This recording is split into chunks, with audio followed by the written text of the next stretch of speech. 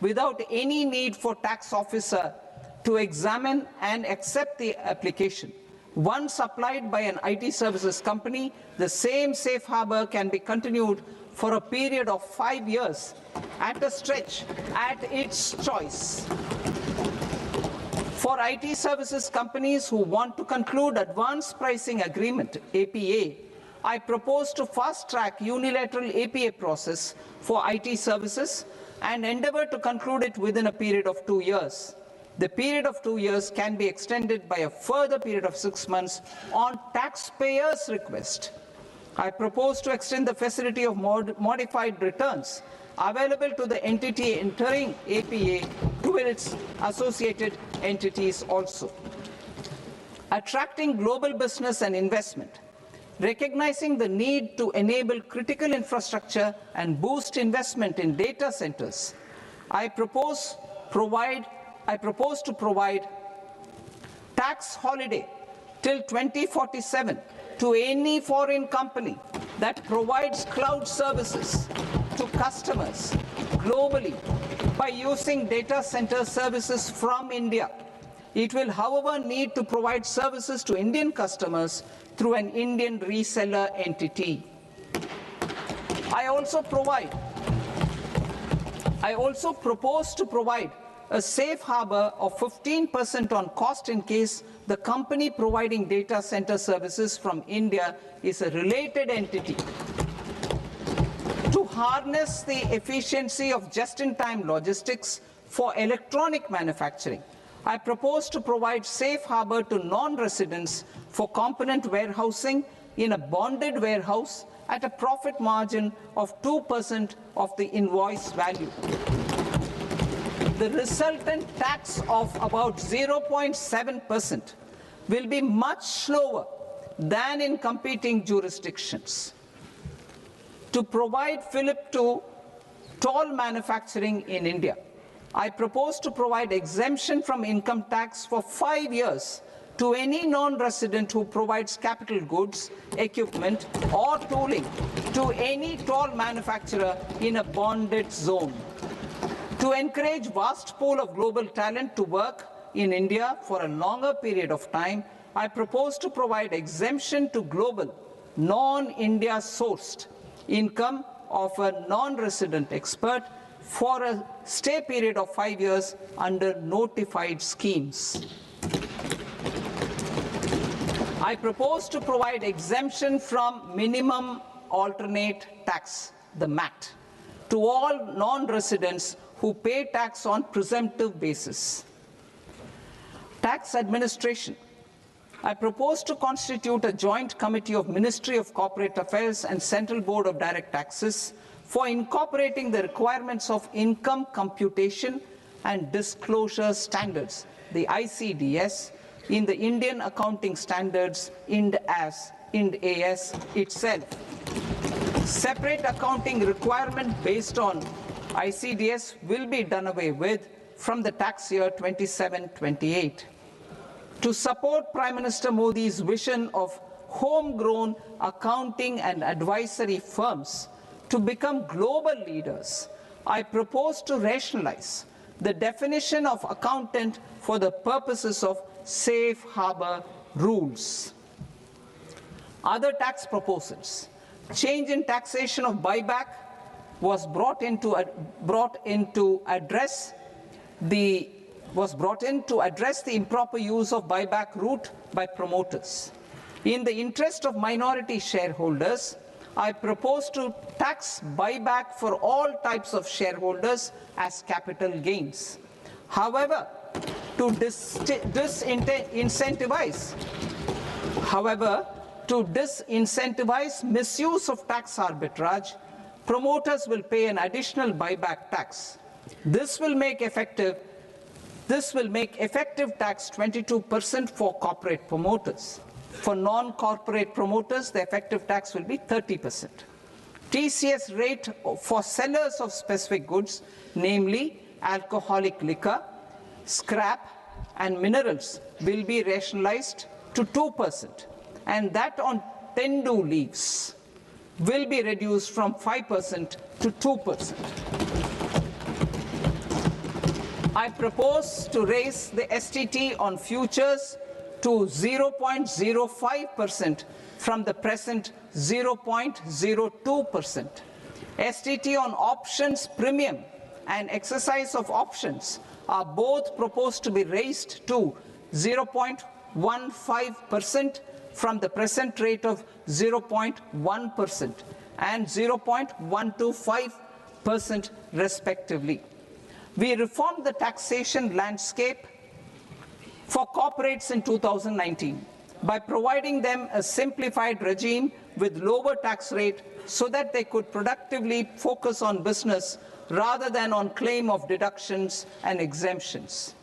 To encourage companies to shift to the new regime, set-off of brought forward MAT credit, minimum alternate tax credit, is proposed to be allowed to companies only in the new regime. Set-off using available MAT credit is proposed to be allowed to an extent of 1/4 of the tax liability in the new regime.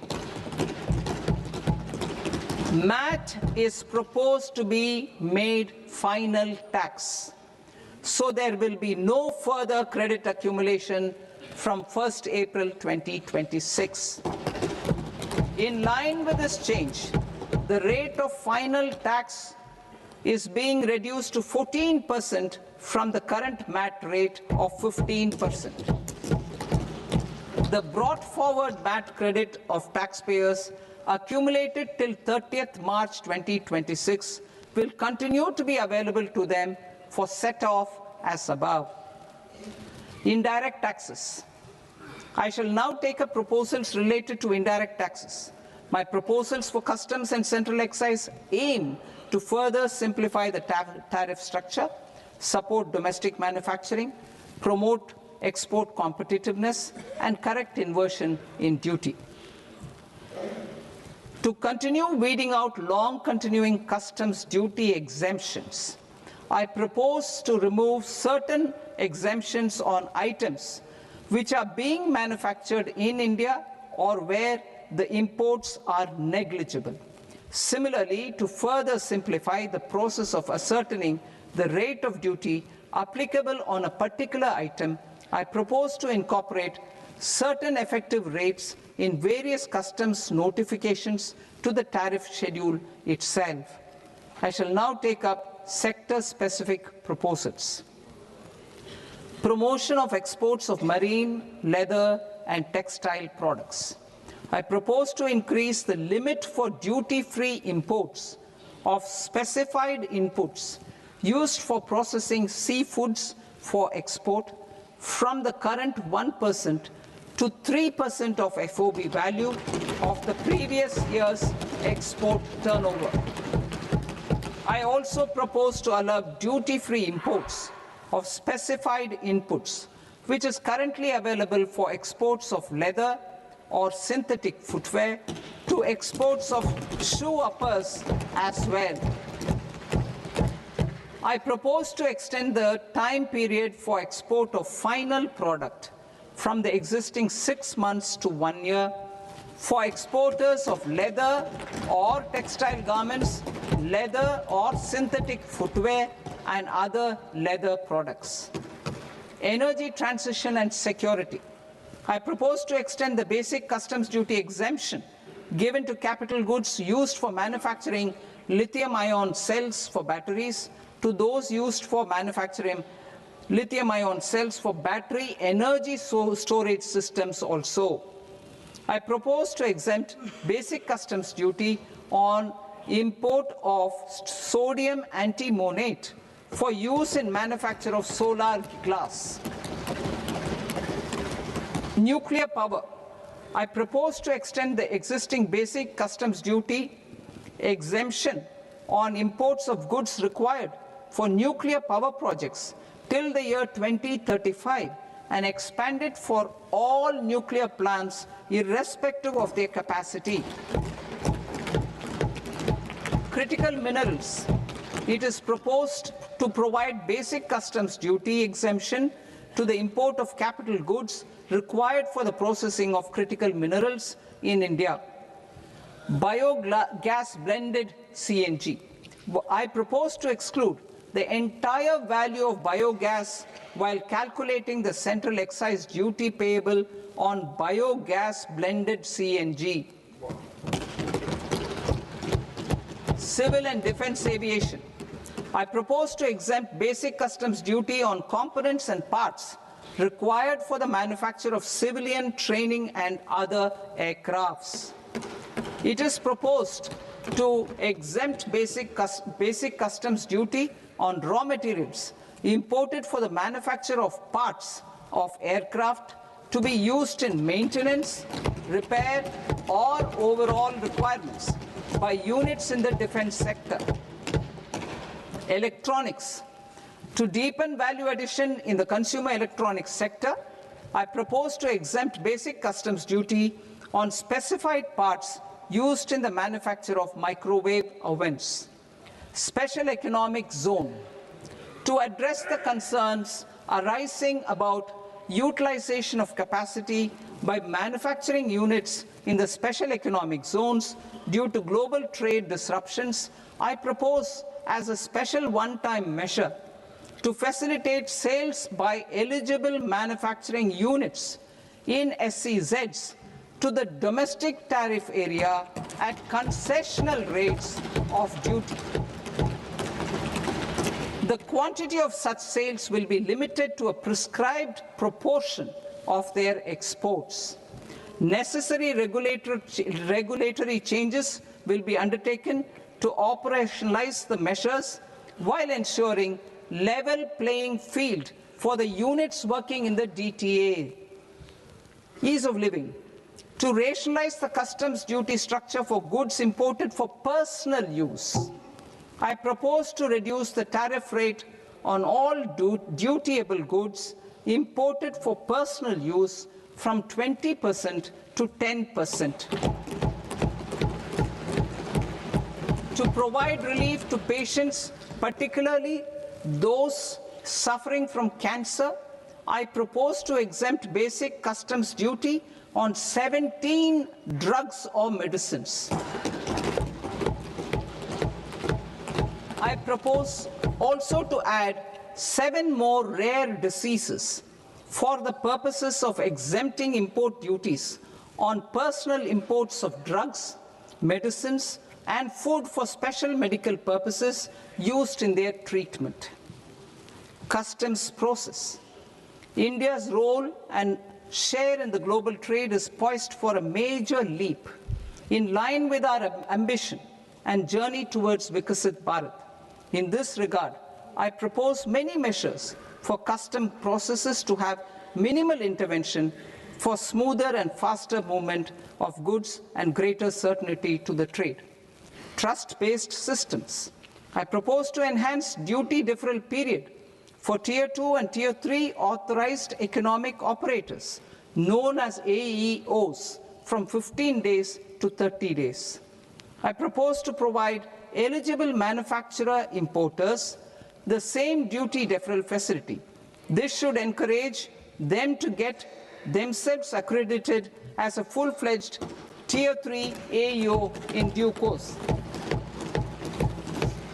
To provide greater certainty and for better business planning, I propose to extend validity period of advance ruling binding on customs from the present 3 years to 5 years. In the spirit of the whole of government approach,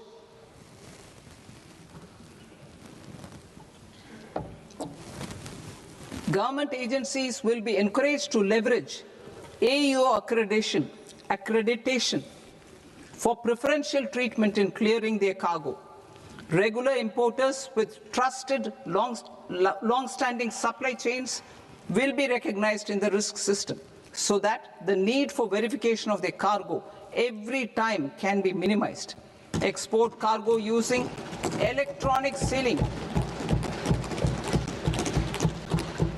Export cargo using electronic sealing will be provided through clearance from the factory premises to the ship. For import of goods not needing any compliance, filing of bill of entry by a trusted importer an arrival of goods will automatically notify customs for completing their clearance formalities. This will enable goods to be released immediately on arrival. The customs warehouse framework will be transformed into a warehouse operator-centric system with a self-declarations, electronic tracking, and risk-based audit. These reforms will move away from the current system of officer-dependent approvals and reduce transaction delays and compliance costs. Ease of doing business. Approvals required for cargo clearance from various government agencies will be seamlessly processed through a single and interconnected digital window by the end of the financial year. Processes involved in clearance of food, drugs, plant, and animal and wildlife products, accounting for about 70% of interdicted cargo, will be operationalized on this system by April 2026 itself. For goods not having any compliance requirement, clearance will be done by customs immediately after online registration is completed by the importer, subject to the payment of duty. Customs integrated system will be rolled out in 2 years as a single integrated and scalable platform for all customs processes. Utilization of non-intrusive scanning with advanced imaging and AI technology for risk assessment will be expanded in a phased manner with the objective to scan every container across all the major ports. New export opportunities to support Indian fishermen to fully harness the economic value of marine resources beyond our territorial waters. The following measures will be taken. A. Fish catch by an Indian fishing vessel in exclusive economic zone or on the high seas will be made free of duty. Landing of such fish on foreign port will be treated as export of goods. Safeguards will be put in place to prevent misuse during fish catch, transit, or transshipment. To support aspirations of India's small businesses, artisans, and startups to access global markets through e-commerce, I am pleased to announce complete removal of the current value cap of 10 lakh rupees per consignment on courier exports. In addition, handling of rejected and returned consignments will be improved with effective use of technology for identifying such consignments. I propose to revise provisions governing baggage clearance during international travel to address genuine concerns of passengers. The revised rules will enhance duty-free allowances in line with the present-day travel realities and provide clarity in temporary carriage of goods brought in or taken out. There are honest taxpayers who are willing to settle disputes by paying all their dues, but they get deterred due to negative connotation associated with penalty. They will now be able to close cases by paying an additional amount in lieu of penalty. Honorable Speaker, sir, with this, I commend the budget to this august House. Jai Hind.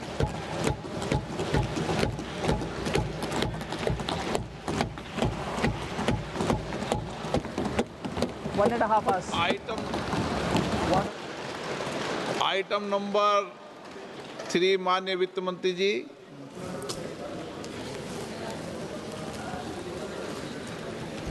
Item number 2, sir. 3. 3. Sir, with your permission, I rise to lay on the table of the following statements under Section 3, 1 of the Fiscal Responsibility and Budget Management Act of 2003. Medium-term fiscal policy, fiscal policy strategy statement, and macroeconomic framework statement. Item number 4, माननीय वित्त मंत्री जी. Sir, with your permission, I move for leave to introduce the Finance Bill 2026. प्रश्न ये कि विधेयक को पुनर्स्थापित करने की अनुमति प्रदान की जाए। जो सदस्य इस पक्ष में हाँ गए, जो सदस्य विरोध में ना गए, मेरे विचार में निर्णय हाँ वालों के पक्ष में हाँ वालों के पक्ष में अनुमति प्रदान की जाती है। माननीय मंत्री जी, अब विधेयक पूरे स्थापित करें। Sir, I introduce the bill. माननीय सदस्यगण, आपको सूचित किया जाता है कि माननीय मंत्री जी के बजट भाषण की कॉपी पब्लिकेशन काउंटर पर ली जाती है। बजट भाषण और बजट से संबंधित दस्तावेज आपके मोबाइल फोन और मेंबर पोर्टल्स पर ही उपलब्ध है। सभा की कार्रवाई कल सोमवार दिनांक 2 फरवरी 2026 को प्राप्त 11 बजे तक के लिए स्थगित की जाती है।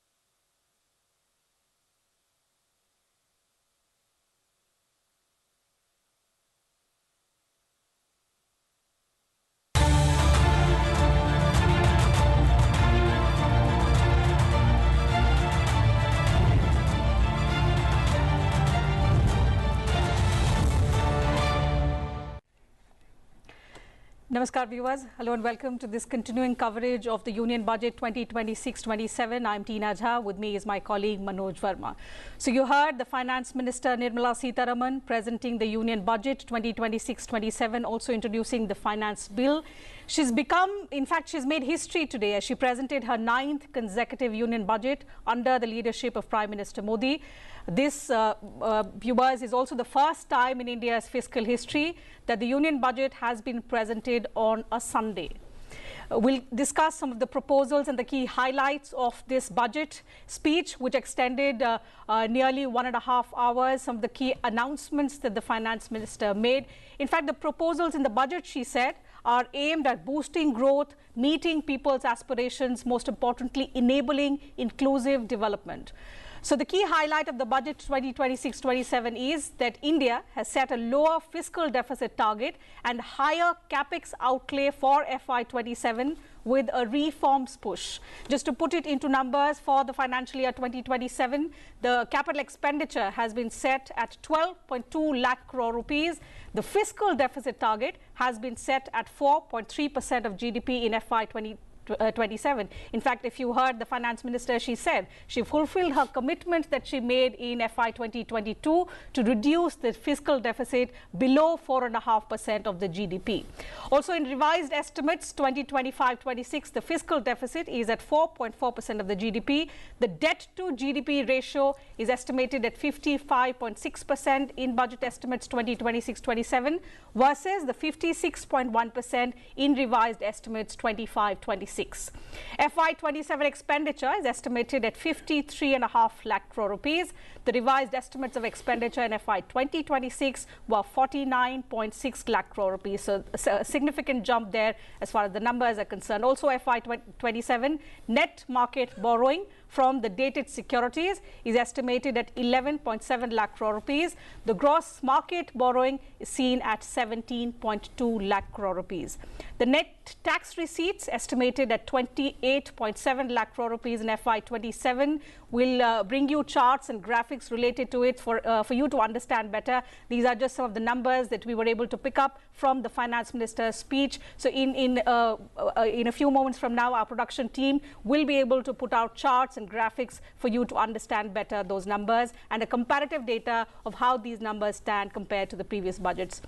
Also, the states, they will be getting 1.4 lakh crore rupees as the Finance Commission grants.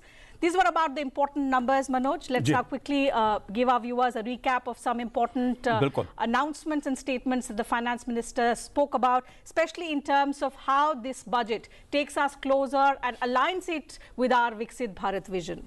जी बिल्कुल टीना जी, अगर आज के बजट की हम बात करें, जिस तरह निर्मला सीतारमण जी ने अपना बजट पेश किया है और 3 कर्तव्य खास तौर से बताए हैं सरकार के, और ये 3 कर्तव्य जो हैं वो विकसित भारत का एक रोड मैप सरकार ने प्रस्तुत किया है देश के सामने कि कैसे